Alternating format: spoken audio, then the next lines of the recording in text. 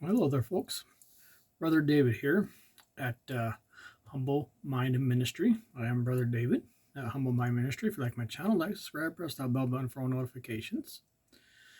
And I am ordained, just so you know. So we're talking about Exodus and stuff. So I'm going to finish up Exodus here. I did not go through the whole thing of it, but we're talking about the work completed. All right. So I hope you guys came and hope you guys that just popped on your feed and you're meant to be here, hopefully, whether you're a believer or not. I hope you are come to become a believer and learn about the Bible and Jesus and God and how the Bible goes along today with society and stuff. And you can find your answers in there. You just have to search for them. And like I said, the Bible can be interpretive to everybody. It's very different how to look at it, but we all have one goal in mind, is to be up there with God. And hopefully that's what your goal is, to be under God and grow in your faith in God and His grace. All right, so we're going to finish up Exodus here, and I'm just reading over here. All right, it's chapter 39, Exodus. The work completed.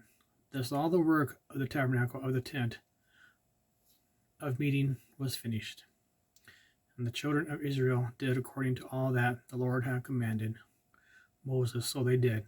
And they brought the tabernacle to Moses, the tent and all its furnishings, its clasps, its boards, its bars, its pillars, and its sockets, the covering of ram skins dyed red, the covering of badger skins, and the veil of the covering, the ark of the testimony, with its poles, and the mercy seat.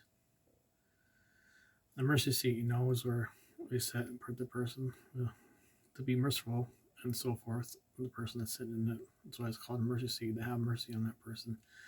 And all its utensils, the table and all its utensils, and the showbread, the pure gold lampstand with its lamps, the lamps set in order, all its utensils, and the oil for light, the gold altar, the anointing oil, and the sweet incense, the screen for the tabernacle door, the bronze altar, its grate of bronze, its poles, and all its utensils, the lyre with its base, the hangings of the court, its pillars, and its sockets, the screen for the court gate, its cords, and its pegs, so they can open and close the curtains, obviously, like this, like that, because there's each side had a different entrance. Actually, I believe it was just one entrance. Its pillars and its sockets, the screen for the court gate, its cords and its pegs, all the utensils for the service of the tabernacle, for the tent of meeting, and the garments of ministry, to minister in the holy place, the holy garments for Aaron, the priest and his son's garments, to minister as priests. So they're all anointed to be ministers as priests to God, when they're getting united into priesthood. According to all that the Lord had commanded Moses, so the children of Israel did all the work. Then Moses looked over all the work, and indeed they had done it. And as the Lord had commanded, just so they had done it, and Moses blessed them. Excuse me. The tabernacle erected and arranged.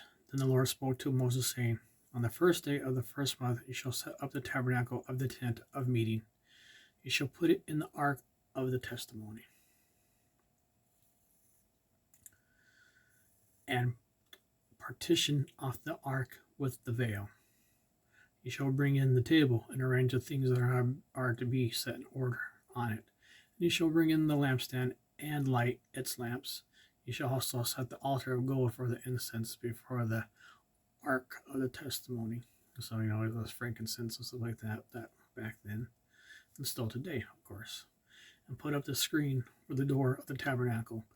Then you shall set the altar of the burnt offering before the door of the tabernacle of the tent of meeting. And you shall set the layer between the tabernacle of the meeting and the altar, and put water in it. You shall set up the court all around, and hang up the screen and the court gate. Let me continue here. I do apologize for the pause there. And you shall take the anointing oil and anoint the tabernacle and all that is in it. And you shall hallow it and all its utensils. In other words, holy, make it holy. In other words, grace it, make it holy, basically. And all its utensils, and it shall be holy. You shall anoint the altar of the burnt offering and all its utensils, and consecrate the altar, The altar shall be most holy, and you shall anoint the laver and its base, and consecrate it. Then you shall bring Aaron and his sons to the door of the tabernacle of meeting, and wash them with water. You shall put the holy garments on Aaron, and anoint him, and consecrate him, and may minister to me as priest. And he shall bring his sons, and clothe them with tunics. He shall anoint them as you anointed their father, that they may minister to me as priests. For their anointing shall surely be an everlasting priesthood throughout their generations. This Moses did, according to all that the Lord had commanded him, so he did. It came to pass in the first month of the second year, on the first day of the month, that a tabernacle was raised up. So Moses raised up the tabernacle, and fastened its sockets, set up its boards, put in its bars, and raised up its pillars. He spread out the tent over the tabernacle, and put the covering of the tent on top of it. As the Lord had commanded Moses, he took the testimony and put it into the ark, inserted the poles through the rings of the ark, and put the mercy seat on the top of the ark.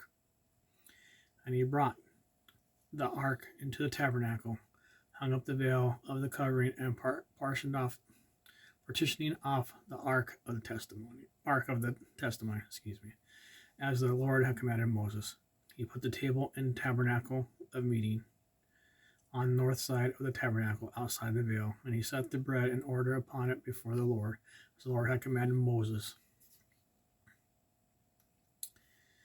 He put the lampstand in the tabernacle of meeting, across from the table on the south side of the tabernacle, and he lit up the lamps before the Lord as the Lord had commanded Moses. He put the gold altar in the tabernacle of meeting in front of the veil. And he burned sweet incense on it, as the Lord had commanded Moses. He hung up the screen at the door of the tabernacle, and he put the altar of burnt offering before the door of the tabernacle of the tent of meeting, and offered upon it the burnt offering and the grain offering, as the Lord had commanded Moses. He set the layer between the tabernacle of the meeting and the altar, and put water there for washing. And Moses, Aaron, and his sons would wash their hands and their feet with water from it, so that they're cleansing themselves and being clean for God, because God likes cleansing this. Whenever they went into the tabernacle meeting, and when they came near the altar, they washed as the Lord had commanded them to do so, as the Lord had commanded Moses. And he raised up the court all around the tabernacle and the altar, and hung up the screen of the court gate. So Moses finished the work.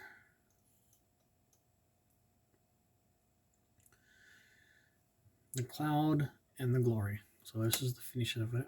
All right. So I'm reading most of it. I did skip a couple things in there. That's just basically had to do with the building of and what was needing soul and stuff together to bring together of what God wanted to do. Then the cloud covered the tabernacle of meeting, and the glory of the Lord filled the tabernacle. And Moses was not able to enter the tabernacle of meeting, because the cloud rested above it, and the glory of the Lord filled the tabernacle. Whenever the cloud was taken up from above the tabernacle, the children of Israel would go onward in all their journeys. But if the cloud was not taken up, then they did not journey till the day it was taken up. For the cloud of the Lord was above the tabernacle by day, and fire was over it by night, in the sight of all the house of Israel throughout all their journeys.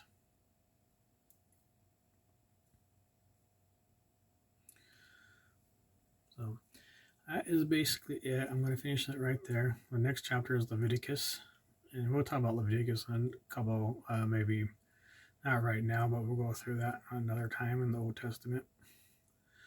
But the next thing I want to talk about, not right now, at the moment, we're going to talk about the 8th day, and what the 8th day is, what it means in the Bible. It doesn't mean it's taken literally. It's just what it is, the observance of God and stuff, and what He has done and created, and so forth with Jesus. All right. So, sorry this is short. Thank you for watching. This is Brother David at HumbleMindMinistry. So if you like my channel, like, subscribe, and press that subscribe button down below there. All right. Thanks for watching, and have a great morning.